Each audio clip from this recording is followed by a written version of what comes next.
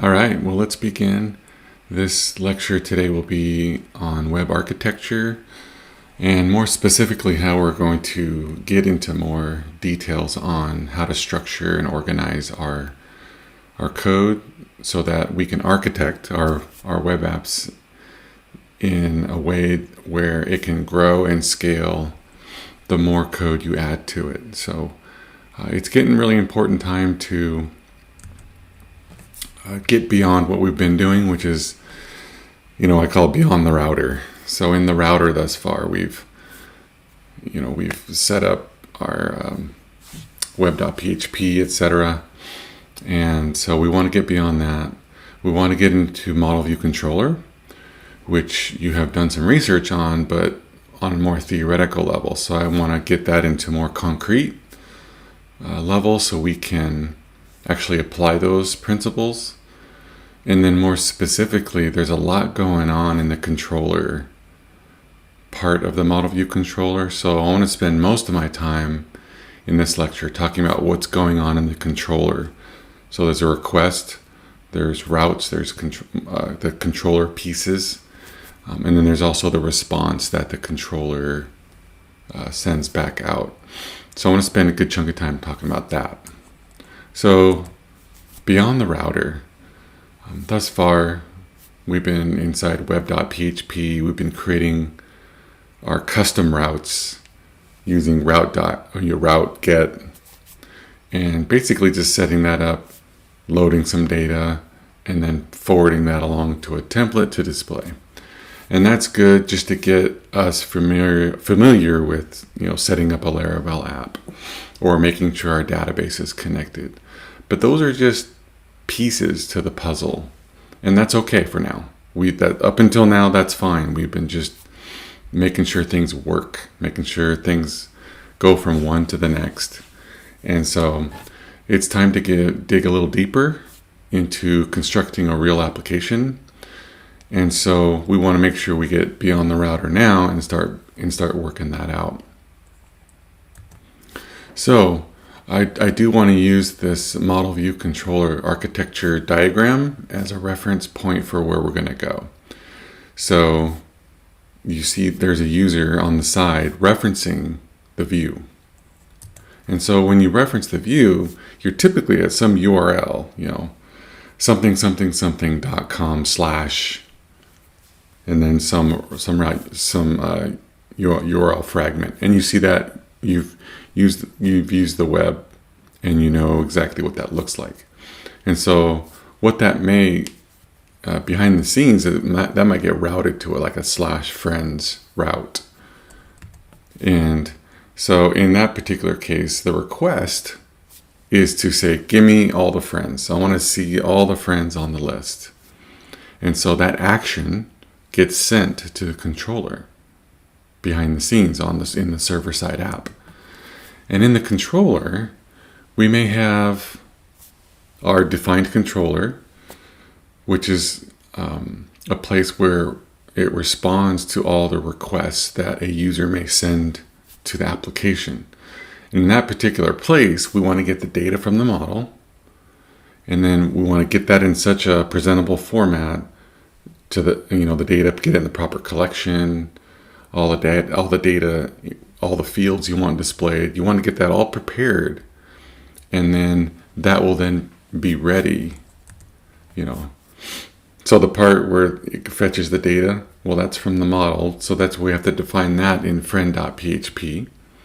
And that's that nice object relational mapper, that eloquent library gives us to access, whether it's in MySQL, Postgres, SQLite, whatever it happens to be. It'll construct the SQL, gather it, and respond, and put that into a collection in the controller. And then it's the controller's job then to take that data, send that back to the view, something you would find like in resources view friend index.blade.php.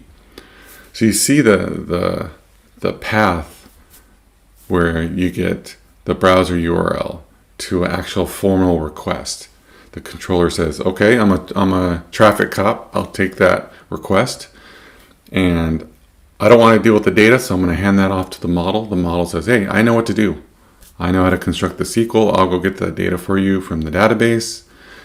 Give that back to you. The controller says, okay, thank you for the data.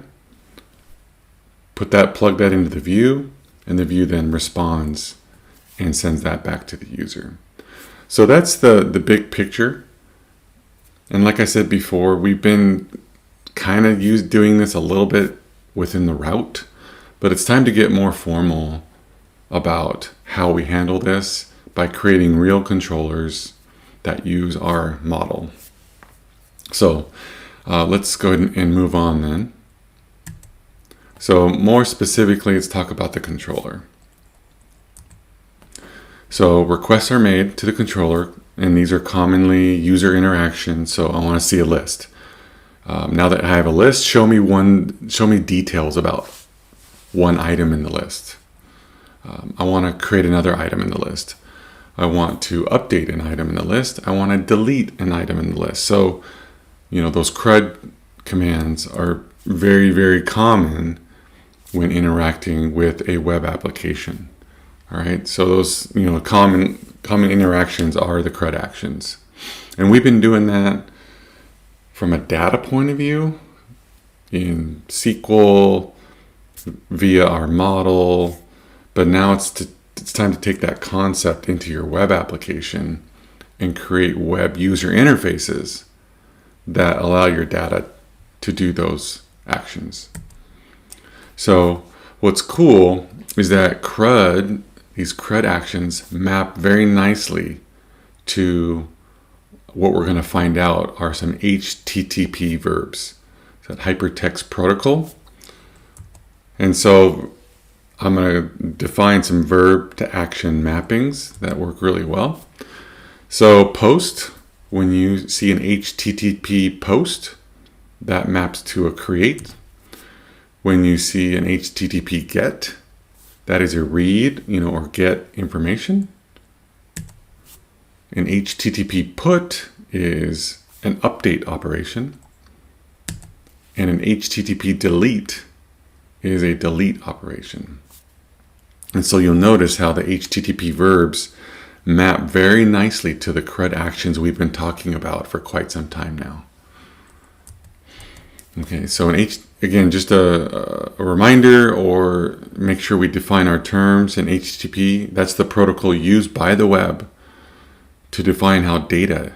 So when I'm talking about data, and notice whenever I reference CRUD operations, it's in reference to how we handle data. So this is perfect. So it's the protocol used by the web to define how data is transmitted and formatted, and what actions browsers and web servers should take in response to each other. So this is a really, really nice way to map what the web does to what we want to do with our data. So it's perfect. So verb to action mappings, what does it mean? So let's go a little bit further. So in the controller, when we talk about controller, they have actions. And these actions are just methods, all right, that handle these particular requests. So in our Laravel controllers, we have a store action. And this action is responsible for a post. Okay, it's there to create a particular item. Whenever you have an index action, well, the index action is a read action that uses the get verb. Okay, so it's commonly used to display your list or collection of entities, whatever they happen to be. So that's the index. Now show, on the other hand, is also a read or a get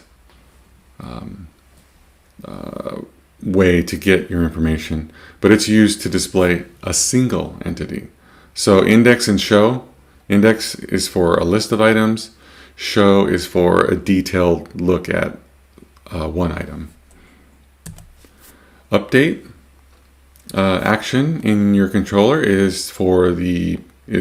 use the put HTTP verb, and that'll allow you to update a particular item.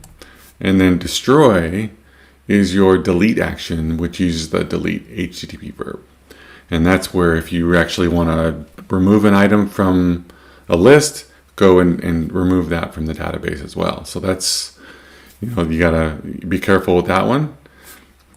And so these are the controller actions that you will become familiar with.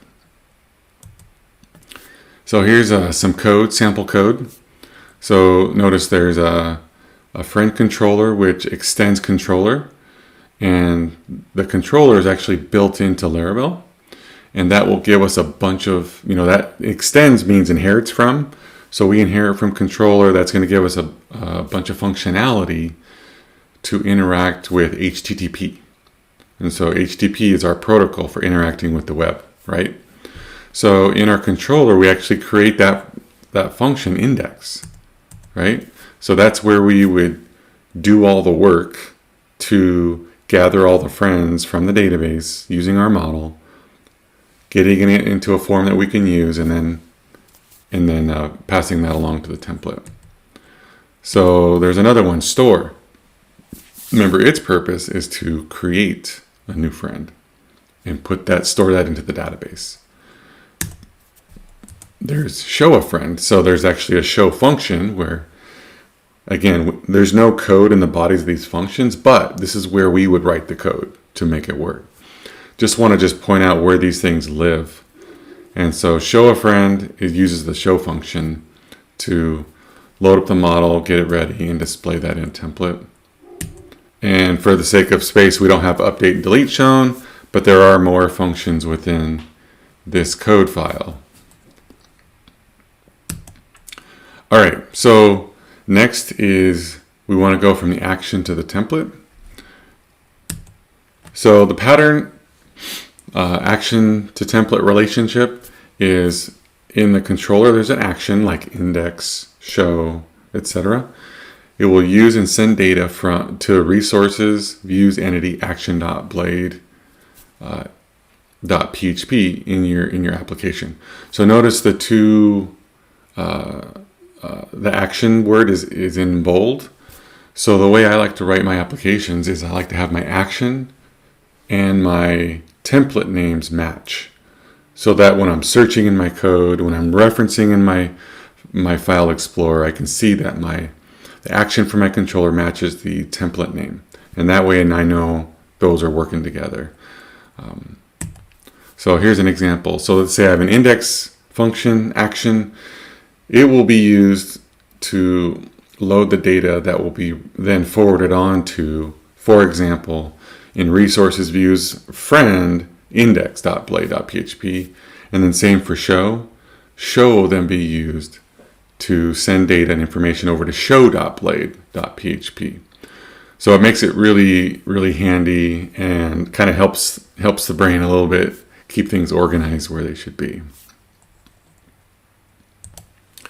Okay, so in your template rendering, once you get the data, all right, in your Blade template, so assuming you have like a friends associative array, it's full of names, you might write a Blade template which has like a for each, friends as friends. So you're writing PHP code, PHP, view logic within your Blade template to get it out and logically write the code to do that. But remember, that's server-side generated code. All right, server-side generated code. What that's going to do is generate HTML, because remember, your browser that the user's using only understands HTML, doesn't understand PHP. So it's important that your server-side PHP code runs through the interpreter. This is the part where, PHP comes in, it runs through this interpreter, says, I can handle this.